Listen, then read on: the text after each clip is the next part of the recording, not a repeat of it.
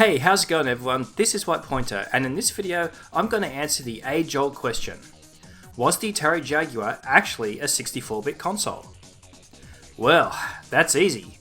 The answer to that is yes. No. It's complicated. Not much in the history of video games is as hotly debated as Atari's claim that the Jaguar was a 64-bit console. They famously used the slogan, "Do the math," in their advertising campaigns, implying the console was so advanced that it was up to 4 times as powerful as the competition. But we know that in reality, the bits were not a significant factor in the console's power. The Jaguar actually had 5 processors contained within 3 chips, and one of them was a Motorola 68000, which was the same 16-bit CPU used inside the Mega Drive. The other 2 were specially designed proprietary chips, called Tom and Jerry, named after the popular cat and mouse cartoon duo. Tom in particular had 3 processors inside it: the object processor, the blitter, and the graphics processor, making 5 processors in total. Of those 5, only the object processor and the blitter within the Tom chip were genuine 64-bit processors. The GPU, or graphics processor, was only 32-bit, that was able to read up to 64 bits of data in one instruction, and the digital signal processor, or DSP chip, inside Jerry was also only 32-bit. It's this weird hybrid of chips that causes much of the debate, as the system's 5 processors consisted of 2 64-bit processors, 2 32-bit processors, and 1 16-bit processor. One point of view is that because of the existence of the 32 and 16-bit processors, and because the processors worked in parallel, the console can't be considered a true 64-bit system. Consider the TurboGrafx-16 for example, which was criticised for deceptive marketing that implied it was a 16-bit console, when in reality only the GPU was 16-bit, while the CPU was 8-bit. Similar kind of deal here. On the other side of the debate is the belief that because the 2 64-bit processors actually did the important 3D rendering work, and it also used a 64-bit memory architecture, then the complete system as a whole should be considered 64-bit. Jaguar engineer John Matheson tried to explain this as such in the Atari Jaguar FAQ on Console Database. Jaguar has a 64-bit memory interface to get a high bandwidth out of cheap DRAM. Where the system needs to be 64-bit, then it's 64-bit. So the object processor, which takes data from DRAM and builds the display, is 64-bit, and the blitter, which does all the 3D rendering, screen clearing and pixel shuffling, is 64-bit. Where the system does not need to be 64-bit, it isn't. There is no point in a 64-bit address space in a games console. 3D calculations and audio processing do not generally use 64-bit numbers, so there will be no advantage to 64-bit processors for this.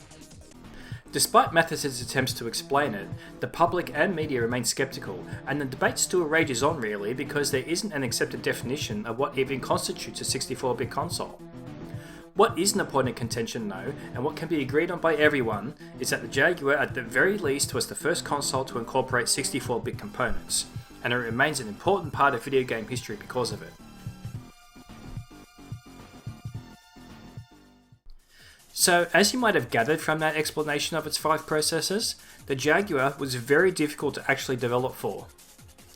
It wouldn't be the last system to make this mistake either, as the Saturn, Nintendo 64, PlayStation 2 and PlayStation 3 all had architecture that was difficult for programs to utilise fully. The Jaguar in particular was met with a reasonable amount of criticism. Clearly the Jaguar had the power to do things that those 16-bit machines from Sega and Nintendo couldn't. Doom, for example, ran natively on the Jaguar, whereas it required either special chips in the cartridge or extra add-ons in order to run at all on the Super Nintendo and the Mega Drive. It could also do actual polygonal 3D graphics, which again was only possible on those other consoles with the use of enhancement chips or add-ons. So why is it that most games didn't look much better than the supposedly less powerful Mega Drive and Super Nintendo? In fact, many of the Jaguar's games were just slightly enhanced ports of games already available on those other systems. This was because while it did have a lot more power under the hood, developers had a lot of trouble actually understanding the hardware and writing code for it in the most optimal way, as to do so, they were required to have all 5 processors working in parallel. While the potential was there, most games did not take advantage of it. In the years since the console's discontinuation, Keen enthusiasts have attempted to look into the code of some of their games to determine the reasons why that would be the case. They discovered that many titles were actually treating the 16-bit Motorola 68000 as the main CPU, and were not making Tom and Jerry do most of the work. This clearly wasn't the intention, as John Matheson again explained in the Atari Jaguar FAQ. The 68000 may be the CPU in the sense that it's the centre of the operation and bootstraps the machine and starts everything else going. However, it is not the centre of Jaguar's power. The 68000 is like a manager who does no real work, but tells everyone else what to do. I maintain it's only there to read the joysticks. Why developers did this? It's not entirely certain, but presumably at least part of the reason was because they were already familiar with working with that chip on the Mega Drive, some arcade machines, and computing systems like the Apple Macintosh and Commodore Amiga. Another possible reason was that they just didn't have the expertise or the time or budget to fully understand how the 5 processors all work together. But the end result was a lot of games not handling the hardware appropriately and creating experiences that did not represent the big leap in power that the Jaguar was supposed to provide. Games that did seem to put the power to good use, such as Alien vs Predator, were quite clearly a cut above the rest. So as you can see, it's complicated, and you can see why there was a lot of confusion back then, heck still even now, around the Jaguar. Hopefully though you've gained a bit more of an understanding of the hardware powering the machine, so you can make up your own mind.